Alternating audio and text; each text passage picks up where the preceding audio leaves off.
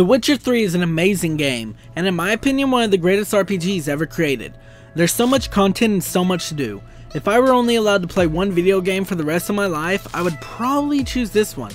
How's it going, guys? It's the Metal Cow, and today we're going to be going over the things that made The Witcher 3 such an amazing game. I don't think you can talk about The Witcher 3 without talking about how beautiful it looks. Is it absolutely the most beautiful game ever made? No, probably not. But it's up there, way up there. The amount of detail in this game is amazing. I'm amazed every time I get into one of the cutscenes where Geralt is speaking to someone, and the fact that you can see every bump and groove in Geralt's face just amazes me. You know what? Just as an example, here's a comparison of Geralt from The Witcher 1 and then The Witcher 3. The Witcher 1 came out in 2007 and The Witcher 3 in 2015. I know 8 years is a long time and technology progressed a ton, but wow. This Geralt just looks amazing compared to the original, and it amazes me every time I boot up the game. The fact that this game came out 2 years ago and the game still looks better than half the games that have released just this year, that's crazy.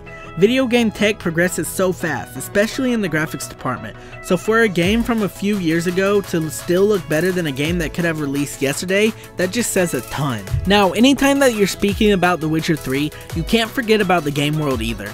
The Witcher 3 takes place in a huge open world, and trust me when I say huge, I mean it. I put countless hours into this game, and I still haven't seen and discovered every landmark. Now, when leaving one of the game's many villages, you can run in any direction and you will always find something awesome to do. That's not to mention that it has multiple areas that the game takes place in. Between Novingrad, Valen, and the Skellige Isles, and White Orchard, you never run out of things to do or places to explore. The world of The Witcher 3 is overflowing with quests, monster hunts, and treasure hunts. Just riding roads throughout the countryside, you constantly run into people in need and monster layers to destroy. There are also villages which are taken over by bandits, which you can liberate in order to allow the villagers to move back in. This allows you to gain access to herbalists, store owners, blacksmiths, and other useful people. Keep in mind that this is only the base game I'm talking about.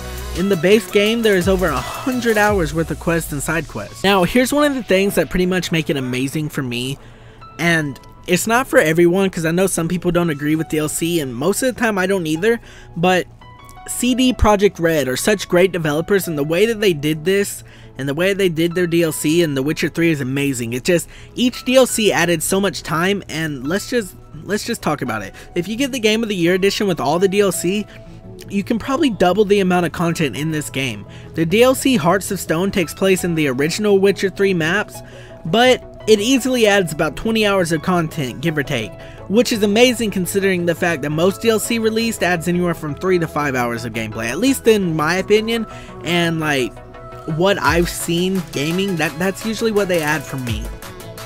And as great as that is, the next DLC, Blood and Wine, is even better. It adds a new area to explore called touissant. I'm sorry, I haven't even gotten to that area yet. I've seen screenshots and stuff and it's beautiful, but I haven't gotten to that area yet, so I don't know how to pronounce it greatly. But basically imagine Geralt in a fairy tale world of knights and princesses, and that's pretty much touissant. And the Witcher 3 wiki says that Blood and Wine adds about 30 hours to the base game. But I'd say that with it introducing a new area, that it probably adds anywhere from 60 to 100 if you really enjoy the exploration aspect of the game. The combat in The Witcher 3 isn't amazing, but it's really fun. I love having to balance using oils, potions, and signs along with the swordplay to take down the enemy soldiers and monsters. The combat is nowhere near as good and satisfying as the Dark Souls games, but it doesn't really set out to be. And yeah, there were moments when I cried out in frustration because an enemy got a cheap shot on me and killed me, but there wasn't a moment when I wasn't enjoying myself during the combat. The story of The Witcher 3 revolves around Geralt searching for his adopted daughter Ciri, and it's pretty good. I won't lie and say that it's the greatest story in the world, but I will say that it is great enough to keep me entertained the whole time and keep me replaying the game for it multiple times. And last but not least, the thing that adds the most points to The Witcher 3, the one thing that takes the game from great to amazing, is boobs. Lots and lots of boobs. I'm just joking around to be honest, but if sex scenes and nudity is something that makes the game good for you, then The Witcher 3 had plenty of it, and you will not be disappointed in any way, shape, or form. Thank you so much for clicking on this video, guys. It means a ton to me.